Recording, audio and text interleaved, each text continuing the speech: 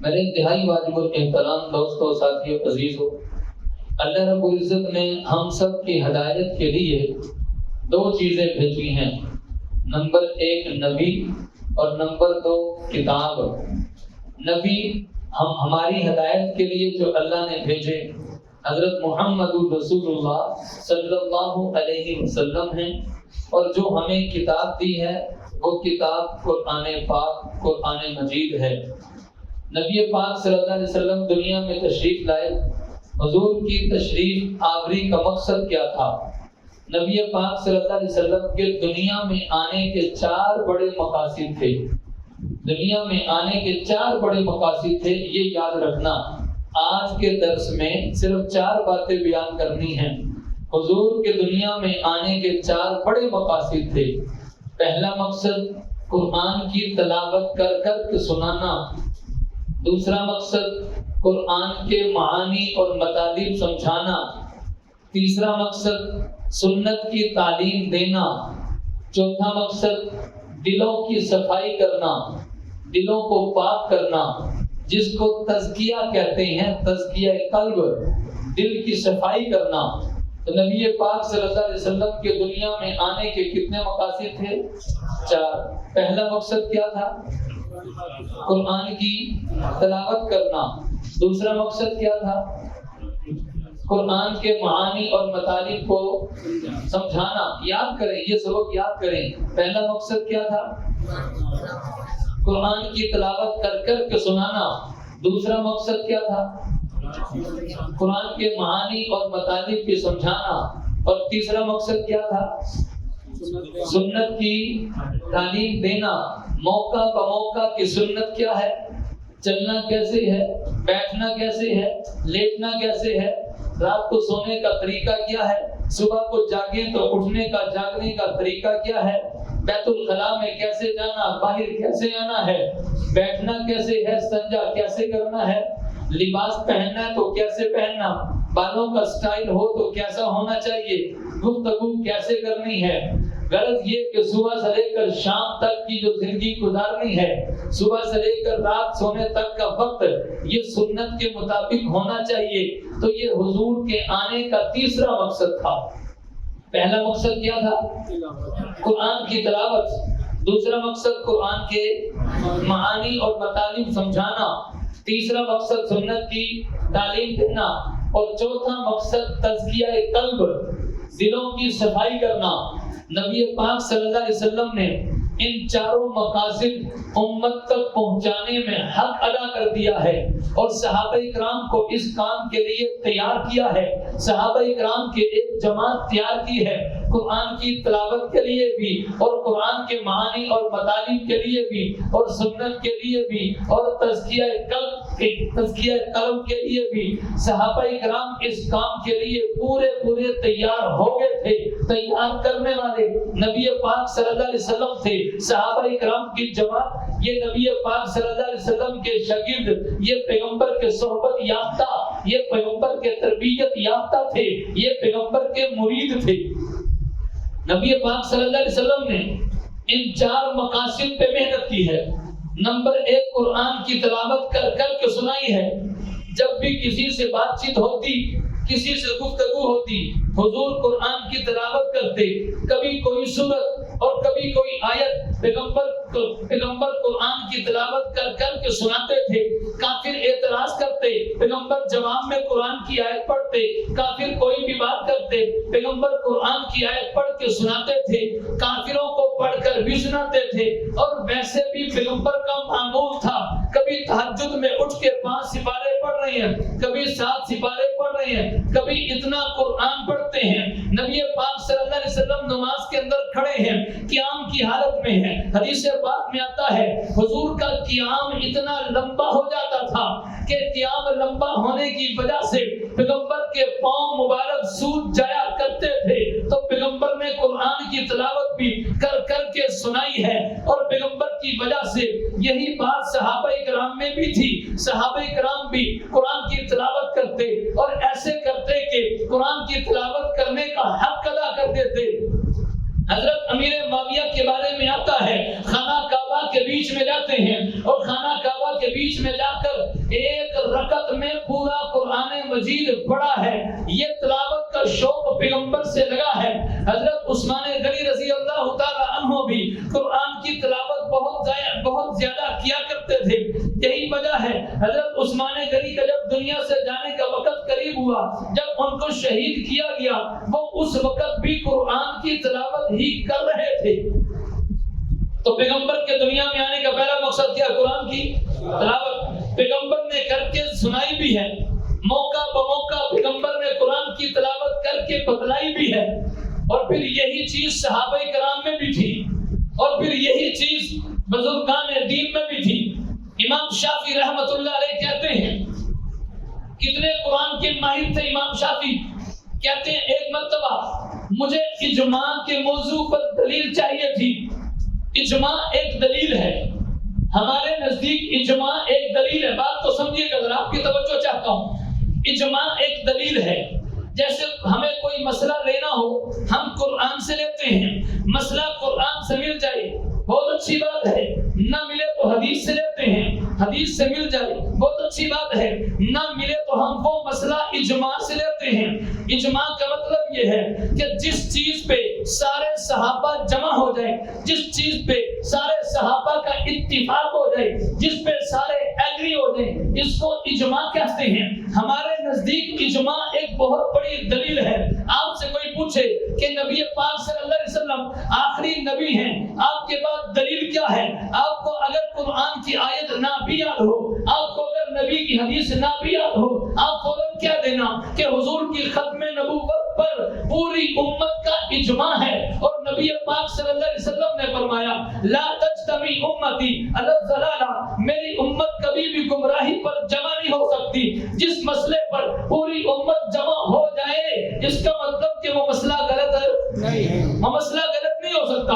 اور پوری امت کا مطلب کیا ہے؟ یعنی صحابہ جمع ہو جائیں, تابعین جمع ہو جائیں, اہل علم جمع ہو جائیں, یہ حضرات جمع ہو جائیں, اس کا مطلب کہ وہ مسئلہ اتنا پکا ہے, اس کو توڑا نہیں جا سکتا.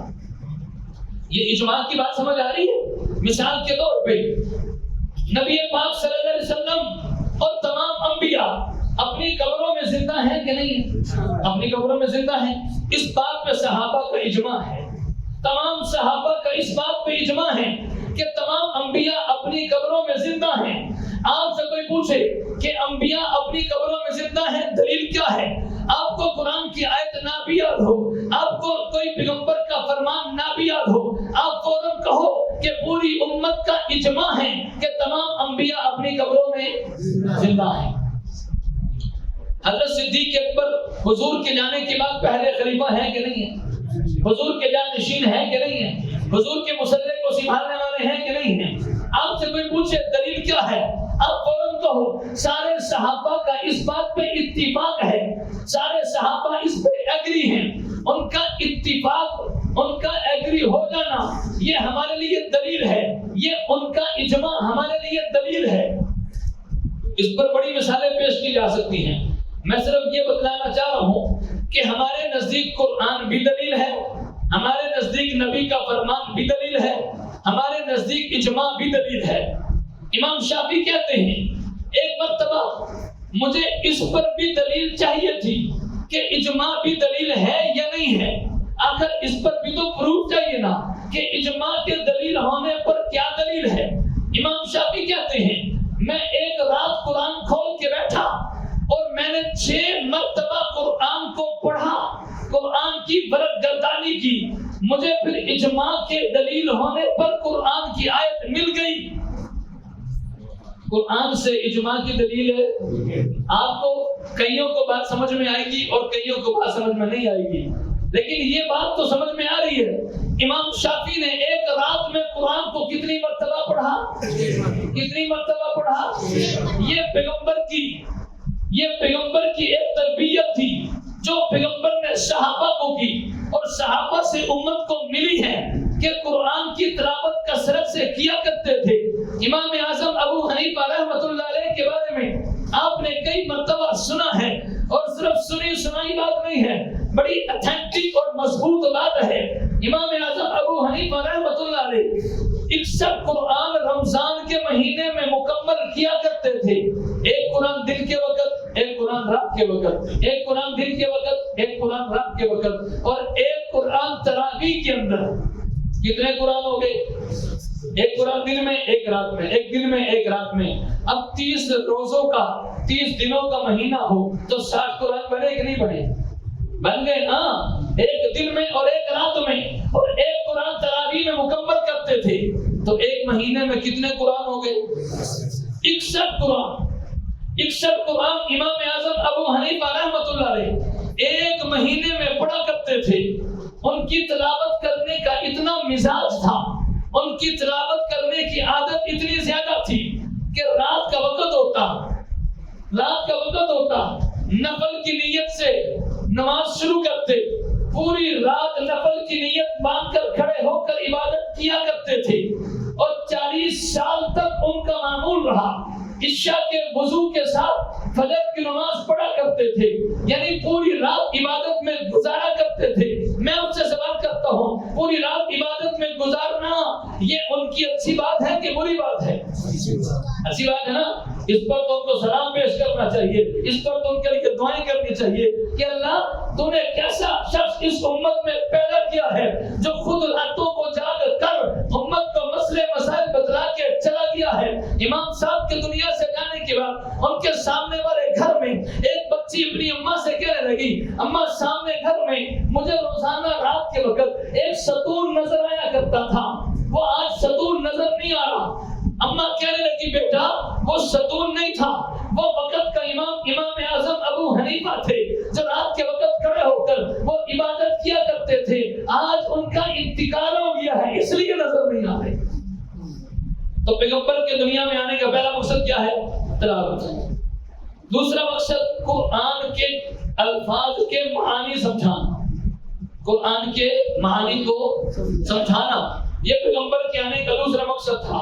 ہم خود ہی سے دین کو سمجھنے کی کوشش کریں گے، غلطی لگ جائے گی، ہمیں پتہ نہیں چلے گا، گمراہ ہونے کا خدشہ ہے، لائن سے پٹری سے پھسل جانے کا خطرہ ہے.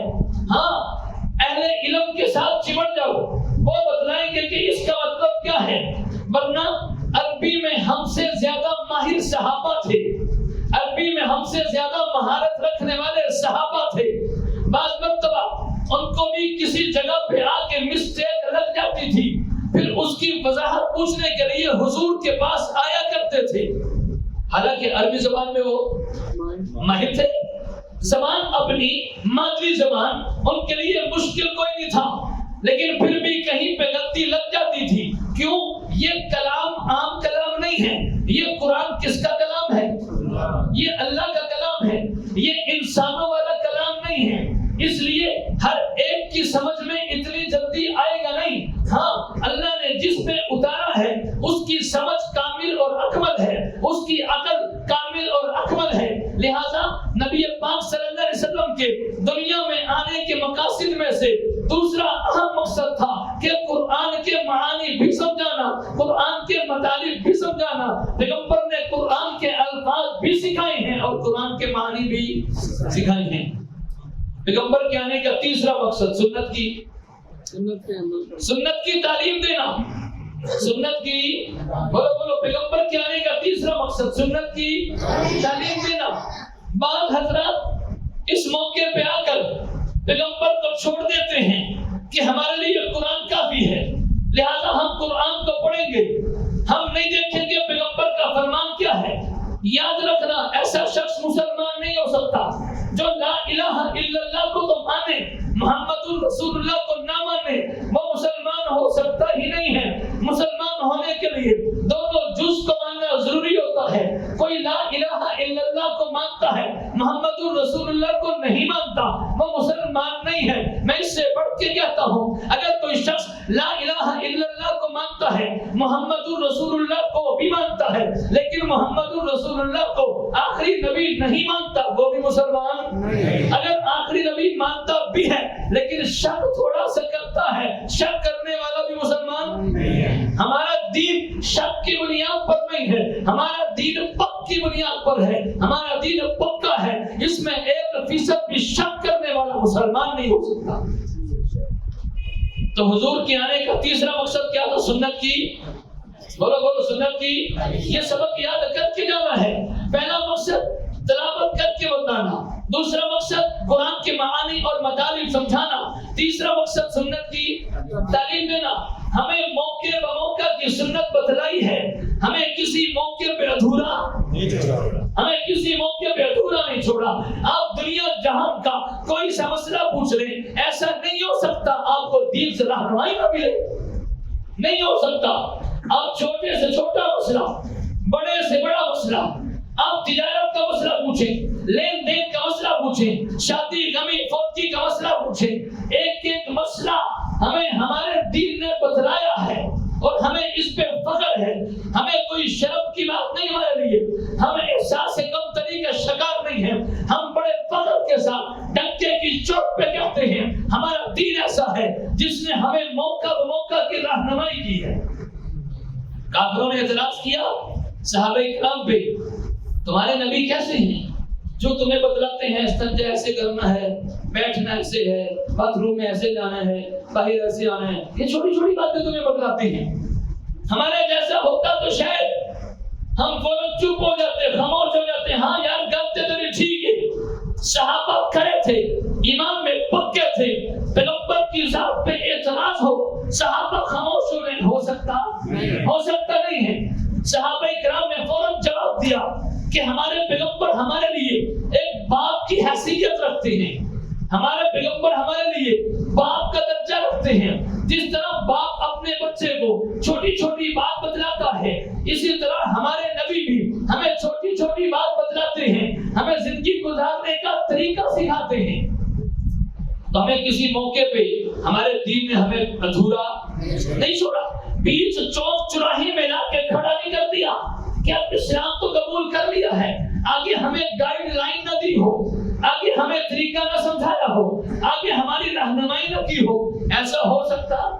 وہ الگ بات ہے، ہماری محرومی سمجھ لیں، ہماری بدقسمتی سمجھ لیں کہ ہم دین سے رہنمائی لیتے نہیں ہیں، ہم انگریزوں کا تھوکا چاٹتے ہیں، ہمیں ان کا اچھا لگتا ہے، پیغمبر کی پیاری پاکیزہ تہذیب اچھی نہیں لگتی۔ ہمیں تو غیروں کی چیزیں اچھی لگتی ہے نا، ہمیں پیغمبر کی پاکیزہ چیز اچھی نہیں لگتی، ورنہ ہمیں ایک چیز ہمارے نبی نے بتلائی ہے۔ اور پیغمبر کے آنے کا چوتھا مقصد، بس توجہ ذرا، بات ختم کرنے لگا ہوں۔ پیغمبر کے آنے کا چوتھا مقصد تزکیہ قلب، دلوں کی صفائی، یہ پیغمبر کے آنے کا بڑا اہم ترین مقصد تھا۔ اب پیغمبر نے دنیا میں آ کر اس چوتھے مقصد پہ محنت کیسے کی ہے؟ یہ پیغمبر کی خصوصیت تھی کہ پیغمبر نے دلوں پہ ایسے محنت کی ہے کہ اس کی مثال دنیا میں کہیں پر بھی نہیں ملتی۔ پیغمبر نے ایک جماعت تیار کی ہے، پیغمبر نے افراد تیار کیے ہیں، پیغمبر نے کوئی بلڈنگیں نہیں بنائی، پیغمبر نے کوئی عمارتیں نہیں بنائی، پیغمبر نے کوئی سڑکوں وغیرہ پر زور نہیں دیا۔ توجہ ذرا، پیغمبر کا سب سے زیادہ زور تھا کہ افراد تیار کیے جائیں، جماعت تیار کی جائے، پیغمبر کے جانے کے بعد کام کو سنبھال سکیں۔ اور یہ اہم ترین مقصد ہوتا ہے جماعت میں، سب سے اہم ترین مقصد کیا ہے؟ افراد کو تیار کیا جائے، افراد کی ذہن سازی کی جائے، افراد کے برین واش کیے جائے، اور یہ پیغمبر نے بڑے اچھے طریقے سے کیے تھے۔ پیغمبر کو شرک سے نفرت تھی کہ نہیں تھی؟ صحابہ کرام کو، صحابہ کرام کی زندگیوں سے شرک کو کھرچ کے باہر نکال پھینکا تھا۔ پیغمبر سنت کی تعلیم دے کر گئے ہیں، صحابہ نے سنت کو اپنایا کہ نہیں اپنایا؟ پیغمبر نے کہا کہ دین کا معاملہ ہو، دین پہ آنچ نہیں آنے دینی، جان کی بازی لگا دینا، مال کی بازی لگا دینا، اور اپنے اولاد کی بازی لگا دینا، وقت کو قربان کر دینا۔ صحابہ نے کیا کہ نہیں کیا؟ صحابہ کرام کی ایسی تربیت ہوئی پڑی تھی، دنیا کے مال و دولت ایک طرف اور دین کا مسئلہ ایک طرف، وہ سب کچھ چھوڑ سکتے تھے، لیکن دین کا مسئلہ یہ ہے تزکیہ قلب۔ ان کے دلوں میں کفر، شرک اور گناہ کی اتنی نفرت بیٹھ چکی تھی کہ دنیا کی کوئی چیز بھی ان کو خرید نہیں سکتی تھی۔ اور ایسے اپنی اصلاح کے بارے میں فکر مند رہتے تھے صحابہ کرام، اپنی اصلاح کے بارے میں کیسے فکر مند رہتے تھے؟ تھوڑا سا گناہ ہو جاتا پیغمبر کی مجلس میں آ جاتے، اے اللہ کے نبی صلی اللہ علیہ وسلم گناہ ہو گیا ہے، گناہ ہو گیا ہے۔ جب تک بخشوا نہیں لیتے تھے ان کو چین نہیں آتا تھا۔ ہمارے ہاں تو یہ ہوتا ہے، کسی جرم کو روکنے کے لیے ایک کمیٹی بنائی جاتی ہے، پھر اس کمیٹی کے بندے بھی تو 2 نمبری کر سکتے ہیں، پھر ان کے اوپر نگرانی کے لیے ایک کمیٹی الگ بنائی جاتی ہے، وہ بھی تو انسان ہے، وہ بھی تو فراڈ کر سکتے ہیں، پھر ان کی نگرانی کے لیے ایک کمیٹی پھر بنائی جاتی ہے، یوں کمیٹی در کمیٹی چلتی رہتی ہے، لیکن عمل پھر بھی ہاں۔ پیغمبر نے صحابہ کی تربیت ایسی کی تھی کہ ان کے اوپر نگران کرنے کی ضرورت ہے، ان کے اوپر نگران کھڑا کرنے کی ضرورت نہیں تھی۔ صحابہ کرام کا یہ نظریہ بن چکا تھا، ان کے دلوں میں یہ بات بیٹھ چکی تھی، ان کا تزکیہ قلب ہو چکا تھا کہ ان کا نگران اللہ ہے، یہ ان کا ذہن بن چکا تھا۔ اس لیے اگر کسی سے صحابی سے گناہ ہو جاتا، فوراً پیغمبر کے پاس آتے، اے اللہ کے نبی صلی اللہ علیہ وسلم گناہ ہو گیا ہے۔ ایک صحابی حضور کے پاس آئے، حضور نبی پاک صلی اللہ علیہ وسلم نماز پڑھا رہے تھے، اب صحابی گناہ کر کے آئے، اب پیغمبر نماز پڑھا کے صحابی نے پیچھے اللہ اکبر کہہ کے نماز شروع کر دی، سلام پھرا، حضور کے پاس آئے، اے اللہ کے نبی صلی اللہ علیہ وسلم گناہ ہو گیا ہے۔ حضور اس کی کیفیت دیکھ رہے تھے، حضور اس کا تڑپنا اور مچلنا دیکھ رہے تھے کہ اس کو گناہ کی ندامت ہو چکی ہے۔ حضور نے پوچھا میرے پیچھے نماز پڑھ لی؟ جی یا رسول اللہ پڑھ لی ہے۔ حضور نے فرمایا جب میرے پیچھے نماز پڑھ چکے ہو جاؤ، اللہ نے معاف کر دیا ہے۔ اصل وجہ کیا تھی؟ پیغمبر سمجھ چکے تھے کہ شرمندگی ہو چکی ہے، ندامت ہو چکی ہے، وہاں پہ گناہ ہو جاتا تھا تو ٹینشن لگ جاتی تھی، اور ہمارے ہاں نیکی ہو جائے تو ٹینشن لگ جاتی ہے، پھیلانا کیسے ہے، چرچا کیسے کرنا ہے، واہ واہ کیسے کہلوانی ہے۔ وہاں نیکی کرتے تھے پتہ نہیں چلنے دیتے تھے، گناہ ہو جاتا تھا ٹینشن لگ جاتی تھی۔ حضرت حنظلہ کا مشہور واقعہ آپ نے سنا ہوگا، ایک صحابی جن کا نام حنظلہ ہے، حنظلہ دوڑے دوڑے حضور کی خدمت میں آ رہے ہیں، راستے میں بھاگے بھاگے آ رہے ہیں اور کہہ رہے ہیں نافق حنظلہ، نافق حنظلہ، حنظلہ منافق ہو گیا، حنظلہ منافق ہو گیا۔ راستے میں ابو بکر صدیق ملے، پوچھا حنظلہ کیا ہوا؟ حنظلہ کہنے لگے کہ میں منافق ہو گیا۔ ابو بکر صدیق نے پوچھا خیریت تو ہے، بتاؤ تو صحیح ہوا کیا ہے؟ حنظلہ کہنے لگے میں جب حضور کی محفل میں آتا ہوں دل کی کیفیت کچھ اور ہوتی ہے، یہاں سے نکل کے گھر جاتا ہوں بیوی بچوں میں ہوتا ہوں دل کی کیفیت کچھ اور ہوتی ہے، یہ کیفیت یہاں کچھ اور باہر کچھ اور، اس کو تو منافقت کہتے ہیں، لگتا ہے میں منافق ہو گیا۔ کیا عجیب فکر تھی، کیا عجیب ٹینشن تھی۔ دوڑے دوڑے حضور کے پاس آ رہے ہیں، جب صدیق اکبر نے یہ کیفیت سنی، صدیق اکبر کہنے لگے حنظلہ کیفیت تو میری بھی یہی ہے، اور دونوں حضور کے پاس چلتے ہیں، کیفیت میری بھی یہی ہے، میں حضور کے پاس ہوتا ہوں دل کی کیفیت اور ہوتی ہے، باہر نکل کے بیوی بچوں میں جاتا ہوں دل کی کیفیت اور ہوتی ہے۔ حنظلہ آؤ دونوں حضور کے پاس چلتے ہیں۔ دونوں حضور کے پاس آئے، آگے اپنی بات سامنے رکھی حضور کے، نبی پاک صلی اللہ علیہ وسلم نے فرمایا کہ جو کیفیت تمہاری میری محفل میں آ کر ہوتی ہے یہی کیفیت تمہاری باہر جا کر ہو تم زندگی گزار ہی نہیں سکتے، تم دنیا کا کوئی کام کر ہی نہیں سکتے، اس لیے یہ دل کی کیفیت چینج ہوگی، یہ منافقت نہیں ہے۔ مسئلہ پیغمبر نے حل کر دیا، لیکن صحابہ کو تو ٹینشن ہوئی کہ نہ ہوئی؟ ہوئی نا۔ اس لیے اس کو کہتے ہیں تزکیہ قلب۔ ان کے دل اتنے صاف کر دیے تھے کہ ان کے دل کی گواہی اللہ کو دینی پڑی، ان کے دل کی گواہی اللہ کو دینی پڑی۔ ان کے دل صاف کس نے کیے تھے؟ نبی پاک صلی اللہ علیہ وسلم نے تربیت کی تھی، محنت کی تھی۔ ارے دل پہ محنت یہ اصل محنت ہے۔ عزیز صاحب، چہرے پر محنت اصل محنت نہیں، دل پہ محنت یہ اصل محنت ہے۔